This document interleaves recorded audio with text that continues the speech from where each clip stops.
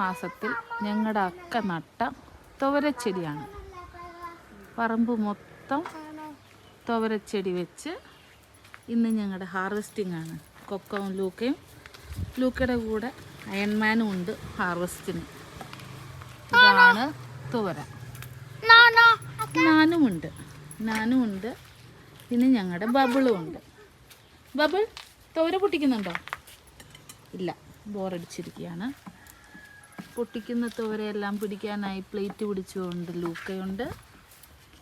ഓരോന്നോരോന്നായി പൊട്ടിക്കാനായിട്ട് മൂത്തത് വേണം പറിക്കാൻ എന്ന് പറഞ്ഞ് മൂത്ത പുത്രൻ കൈവെക്കുമ്പോൾ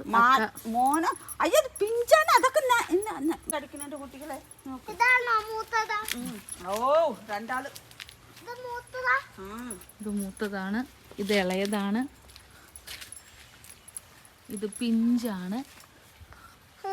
ഏതാ പിഞ്ച്?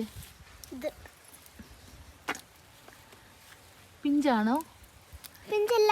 ഇളയതാണോ? മൂത്തതാണോ? അവിടെയുണ്ട്.